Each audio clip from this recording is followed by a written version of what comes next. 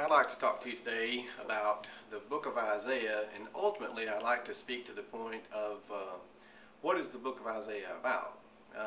In studying to try to figure out what the book of Isaiah is about, I noted there are a few topics covered in the book, and so I thought that would be a good point to bring up as to who wrote the book of Isaiah. Book of Isaiah is 66 chapters long, and again, it covers several topics. And what are these topics? We can. First, I'd like to say, what are the possibilities as far as to who wrote the book of Isaiah? And one is that Isaiah wrote the book from start to finish, all 66 chapters as presented. Maybe he wrote them all, but not in the order presented. Maybe he and others wrote the book. And, just to kind of go extreme, then we could just say that the book is completely fictional. We don't know who wrote it or anything like that.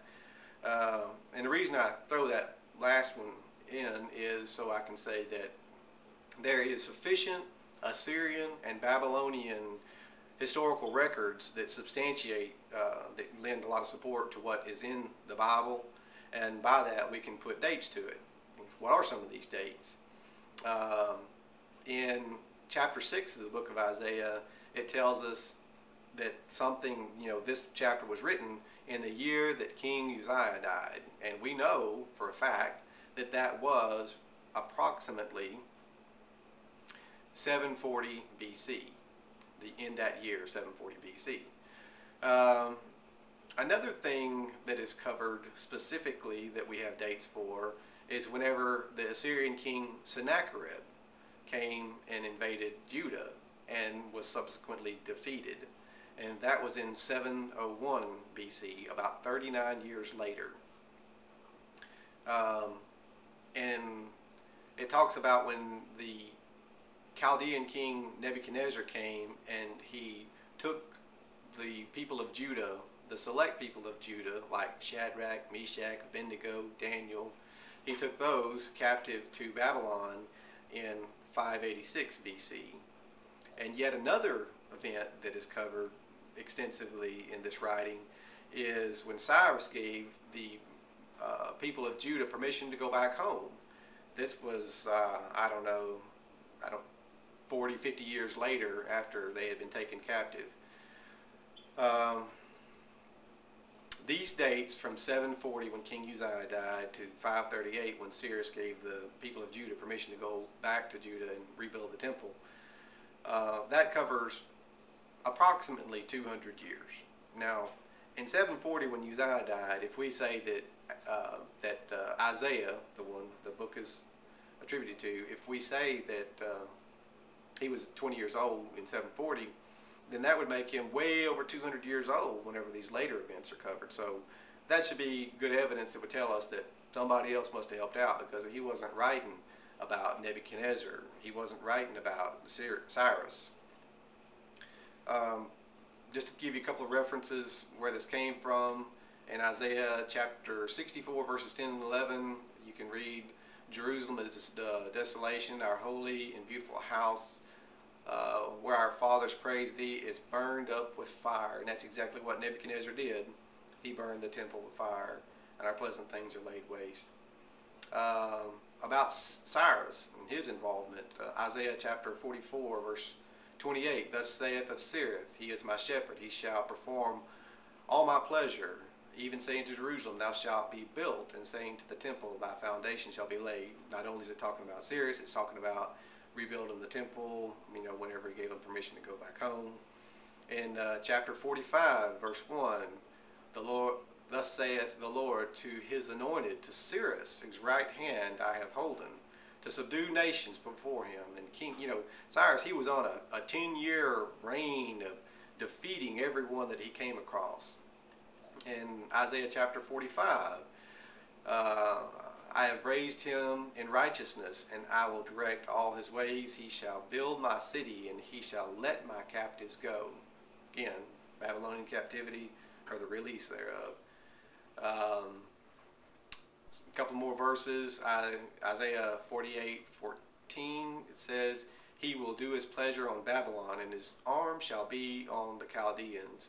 Now that's an interesting verse, because what the deal was is, okay, you have the time period back in 740, I'm going to say from 740 to 701, when Isaiah would have been active. And then, well, let me back up just a second. The opening verse of the book of Isaiah dedicates it to the reign of 4 kings of Judah, not Israel, to Judah.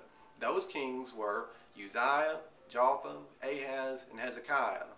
Uzziah was in 740 when he died, so some of the writing could precede 740 back, we'll say 750 or so, or maybe even earlier, who knows, to Hezekiah. And Hezekiah, we know, died in 687 BC. So, the lifespan of Isaiah could well coincide with this range, this date range that's covered. Now, in this verse I just read to you, Isaiah 48, verse 14, it says, "He will do his pleasure on Babylon, and his arm shall be on the Chaldeans." The interesting thing to note here is it talks about the Chaldeans. The Chaldeans didn't even come to be a power in Babylon. The start of the Chaldean dynasty started with the first Chaldean ruler, and that was in 626 BC, and that was about 60 years after Hezekiah died. Again, verse 1 dedicates it to the reign of those first 4 kings, which is closed by Hezekiah. He died 60 years later.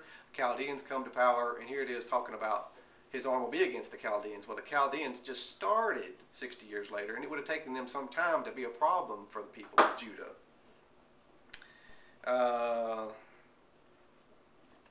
Let's see. There's a lot of verses that speak to this release from captivity. Isaiah 52, verse 2. Shake thyself from the dust, arise, sit down, O Jerusalem, loose thyself from the bands of thy neck, O captive daughter of Zion. If you just read 52 verses 1 through 5, so there is a long span of time covered in this writing. It is identifiable, it's historically substantiated, that it covers well over 200 years, and so it's easy, I can conclude that Isaiah and others wrote the book. Now, that in and of itself is not a problem. That in and of itself is not saying that the book is no good. It's just a point to begin when you understand that it covered more than Isaiah's lifetime. So I want to, again, the first question I present is, what is the book about? And I want to speak to those questions, so I would invite you to look for my other videos. I'm going to label them, I guess, the same thing here, but maybe the book of Isaiah, what is it about? Part 1, Part 2, Part 3, something like that. So I invite you to participate with me in this study as we learn. And part of the reason of this study is that a lot of people say that the book of Isaiah is about Jesus. There's a lot in the New Testament that specifically lays claim to portions of the book of Isaiah. So I just want to test that and see by the facts, not by presumptions or whatever, but I want to see, is it really about Jesus? And Jesus is a great man, but we'll just, I'd invite you to participate in that study with me. Thanks.